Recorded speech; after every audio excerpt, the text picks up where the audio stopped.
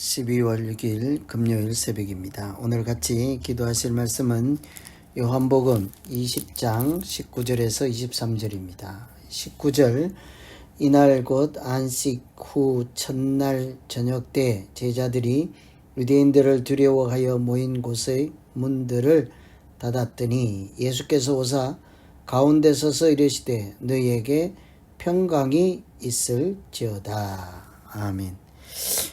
부활하신 예수님께서 두려움에 떨고 있는 제자들을 만나시고 하시는 말씀이 오늘 본문의 말씀이죠. 십자가에 달리신 예수님께서 이렇게 무덤에 사흘 계시고 부활하시는 그동안 제자들은 예수님을 십자가에 못 박히게 한 그 사람들, 유대인들, 그 사람들이 당연히 두렵고 두려움의 대상이지요. 그들도 자칫 십자가에 얼마든지 내몰릴 수 있기 때문입니다.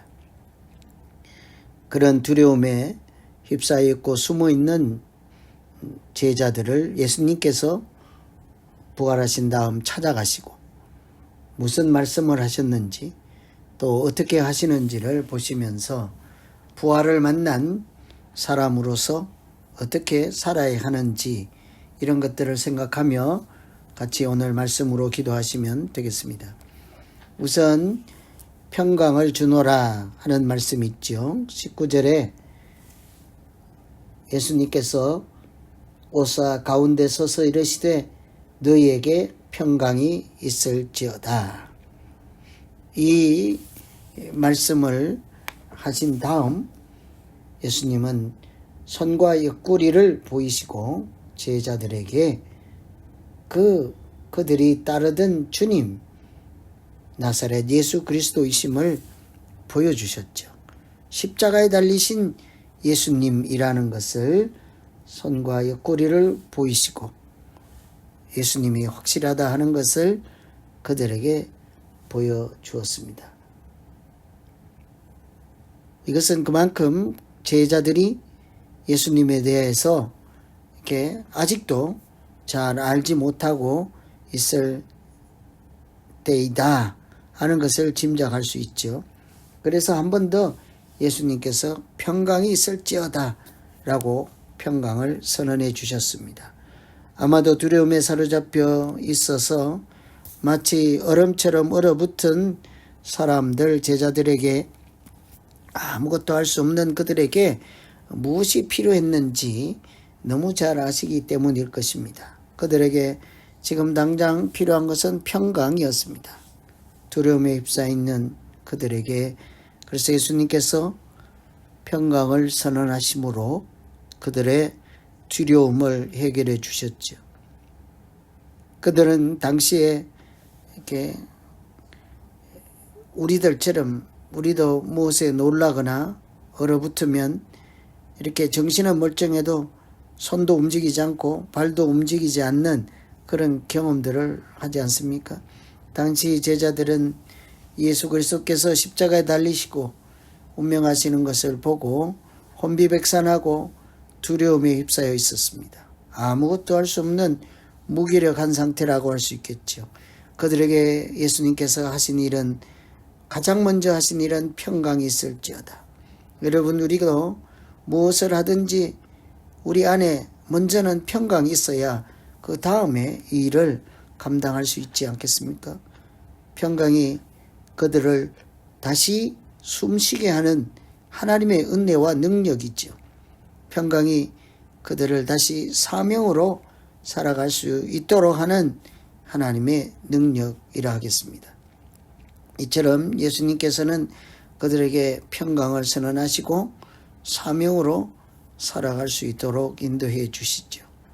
그리고는 아버지가 나를 보낸 것 같이 나도 너희를 보내노라. 이 사명자에게 하시는 말씀이잖아요. 내가 너희를 보내노라. 그래서 부활을 만난 사람들이 해야 하는 일은 어제 마리아에게 하시는 말씀도 마찬가지로 가서 전하라 하는 거죠. 부활 후에 우리가 부활을 목격한 사람으로서 해야 할 일은 전하는 것입니다. 증인이 되는 것이. 아버지가 나를 보내신 것 같이 나도 너희를 보내노라 하는 말씀은 너희도 가라 하는 말씀이죠. 여러 차례 이미 제자들을 파송하실 때 말씀하신 것처럼 예수님은 부활 후에 최종적으로 제자들을 세상으로 파송하셨습니다. 그 파송을 위해서 어쩌면 평강이 있을지어다 선언했다고도 볼 수 있죠. 그들이 평강이 있어야 가서 큰 일을 할 수 있지 않겠습니까? 그래서 부활 후에 예수님께서 제자들을 만나시고 평강을 선언하시고 평안을 주노라 하시고 그들을 다시 사명으로 살게 하셨습니다. 그러니 부활을 만난 사람들에게 공통적으로 가장 먼저 나타나야 되는 일은 사명을 발견하고 사명으로 살아가는 일이 되겠죠. 두 번째는 성령을 받으라 하십니다. 22절에 보시면 이 말씀을 하시고 그들을 향하사 숨을 내쉬며 이르시되 성령을 받으라. 예수님께서 제자들을 향해서 성령을 받으라 할 때 한 가지 특징은 그들을 향하여 숨을 내쉬며라고 했습니다. 숨을 쉬는 모습은 마치 아담과 하와를 창조하시고 숨을 불어넣고 하나님께서 입김을 불어넣을 때 그들이 생명이 되니라 하지 않습니까? 하나님의 호흡이 그들에게 생명을 허락해 주는 것과 마찬가지로 예수님께서 제자들을 다시 부활 후에 만나시고는 마치 숨을 내쉬며 성령을 받으라. 성령을 받은 사람이 사명을 감당하고 하나님의 백성과 자녀로서 살아갈 수 있는 능력을 받게 되죠. 능력을 갖추게 될 것입니다. 그래서 성령을 받으라 하는 것은 사실은 사명을 위해서 하나님께서 이렇게 생기를 불어넣어서 움직이게 했던 것처럼 제자들에게 그들이 무슨 일을 하며 살아야 하는지 부활 후에 예수님께서 그들의 인생을 이렇게 인도해 주셨다라고 볼 수 있습니다. 제자로서 우리가 믿음으로서 해야 되는 일, 하나님의 일, 성령의 도우심으로 해야만 하고 또 할 수도 이렇게 성령의 도우심만 가능하게 하는 꼭 성령의 능력이 성령의 도우심이 있어야 감당할 수 있는 거룩한 일이지 않겠습니까? 그래서 부활하신 예수님께서 제자들을 만났을 때 하시는 일은 평강을 주노라, 성령을 받으라, 이 두 가지입니다. 그러나 잘 생각해 보면 별개의 일이 아니라 하나님께서 평강을 주셔야 우리가 움직일 수가 있습니다. 하나님께서 성령이 충만케 하셔야 우리에게 할 일이 생각나게 하시고 능히 감당하게 하실 줄로 믿습니다. 그래서 부활을 만난 사람들로서 믿음의 사람들은 증인으로 살고 사명으로 살고 하나님께 영광을 돌리는 거룩한 사람으로 살아가게 되는 것이죠. 그래서 오늘은 부활 후에 예수님께서 제자들을 만나시고 그들에게 주신 말씀을 같이 한번 살펴보고 기도하면 되겠습니다.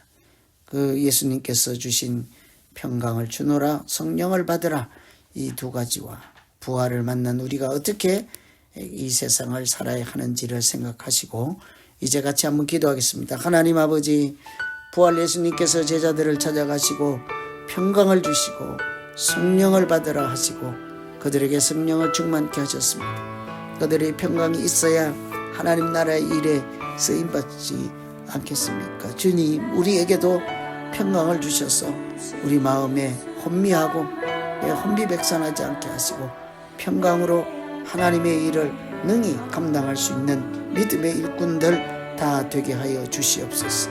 우리가 내 욕심이나 주장이나 능력에만 의지하지 않고 하나님이 주시는 성령 충만함으로 일을 감당하게 하시고 성령이 생각나게 하시고 피할 길도 열어주시고 성령이 충만하여서 그때만 할 수 있는 일들을 우리를 통해서 하나님께서 나타나게 하시고 역사하여 주시옵소서. 예수님 이름으로 기도합니다.